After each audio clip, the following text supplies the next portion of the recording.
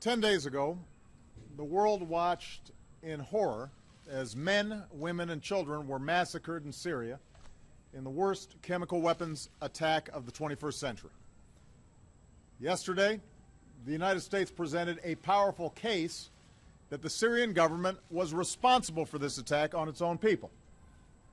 Our intelligence shows the Assad regime and its forces preparing to use chemical weapons, launching rockets in the highly populated suburbs of Damascus, and acknowledging that a chemical weapons attack took place. And all of this corroborates what the world can plainly see. Hospitals overflowing with victims, terrible images of the dead. All told, well over 1,000 people were murdered. Several hundred of them were children. Young girls and boys gassed to death by their own government. Now, this attack is an assault on human dignity. It also presents a serious danger to our national security. It risks making a mockery of the global prohibition on the use of chemical weapons. It endangers our friends and our partners along Syria's borders, including Israel, Jordan, Turkey, Lebanon, and Iraq. It could lead to escalating use of chemical weapons or their proliferation to terrorist groups who would do our people harm. In a world with many dangers, this menace must be confronted. Now, after careful deliberation, I have decided that the United States should take military action against Syrian regime targets. This would not be an open-ended intervention. We would not put boots on the ground. Instead, our action would be designed to be limited in duration and scope. But I'm confident we can hold the Assad regime accountable for their use of chemical weapons, deter this kind of behavior, and degrade their capacity to carry it out. Our military has positioned assets in the region. The chairman of the Joint Chiefs has informed me that we are prepared to strike whenever we choose. Moreover, the chairman has indicated to me that our capacity to execute this mission is not time sensitive. It will be effective tomorrow or next week or 1 month from now. And I'm prepared to give that order. But having made my decision as Commander-in-Chief based on what I am convinced is our national security interests, I'm also mindful that I'm the president of the world's oldest constitutional democracy.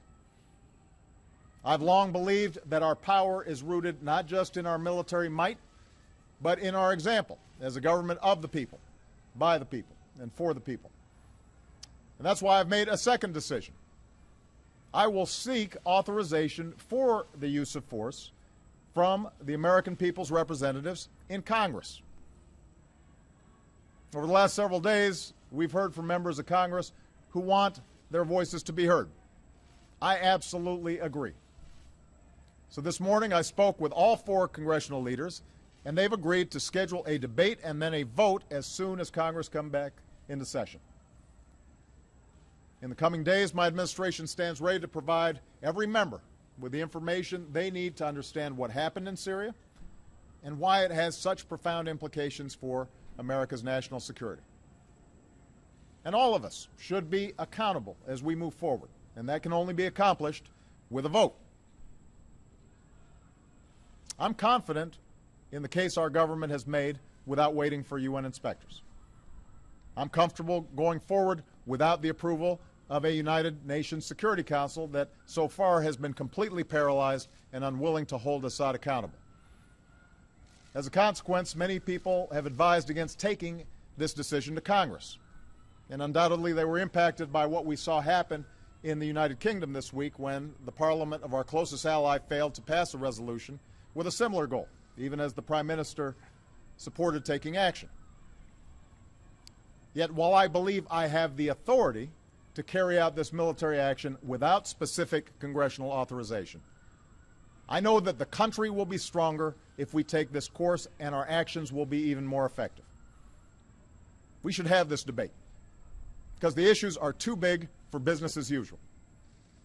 And this morning, John Boehner, Harry Reid, Nancy Pelosi, and Mitch McConnell agreed that this is the right thing to do for our democracy. A country faces few decisions as grave as using military force, even when that force is limited.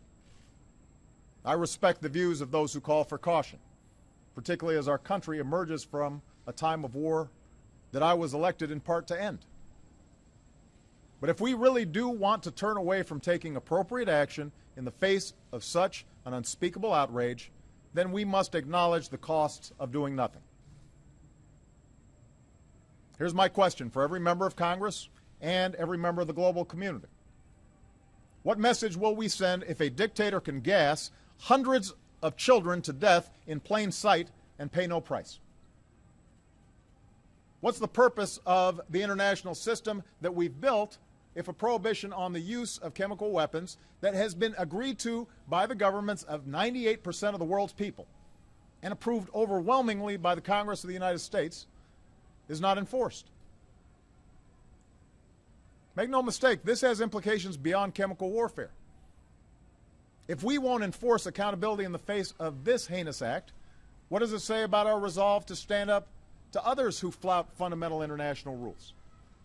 To governments who would choose to build nuclear arms? To terrorists who would spread biological weapons? To armies who carry out genocide? We cannot raise our children in a world where we will not follow through on the things we say, the accords we sign, the values that define us. So just as I will take this case to Congress, I will also deliver this message to the world. While the UN investigation has some time to report on its findings, we will insist that an atrocity committed with chemical weapons is not simply investigated, it must be confronted. I don't expect every nation to agree with the decision we have made. Privately, we've heard many expressions of support from our friends, but I will ask those who care about the writ of the international community to stand publicly behind our action. And finally, let me say this to the American people.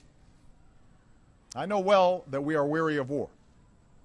We've ended one war in Iraq, we're ending another in Afghanistan, and the American people have the good sense to know we cannot resolve the underlying conflict in Syria with our military. In that part of the world, there are ancient sectarian differences, and the hopes of the Arab Spring have unleashed forces of change that are going to take many years to resolve. And that's why we're not contemplating putting our troops in the middle of someone else's war. Instead, we'll continue to support the Syrian people through our pressure on the Assad regime, our commitment to the opposition, our care for the displaced, and our pursuit of a political resolution that achieves a government that respects the dignity of its people. But we are the United States of America, and we cannot and must not turn a blind eye to what happened in Damascus. Out of the ashes of World War, we built an international order and enforced the rules that gave it meaning. And we did so because we believe that the rights of individuals to live in peace and dignity depends on the responsibilities of nations. We aren't perfect, but this nation, more than any other, has been willing to meet those responsibilities. So to all members of Congress of both parties, I ask you to take this vote for our national security. I am looking forward to the debate.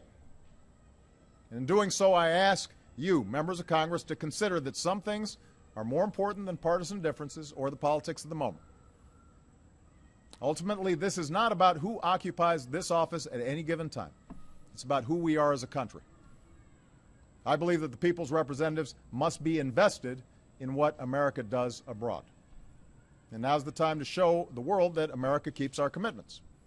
We do what we say, and we lead with the belief that right makes might, not the other way around. We all know there are no easy options, but I wasn't elected to avoid hard decisions, and neither were the members of the House and the Senate.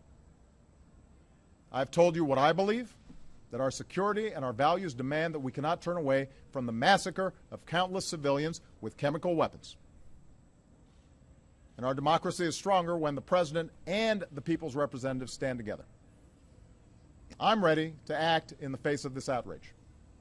Today I'm asking Congress to send a message to the world that we are ready to move forward together as one nation.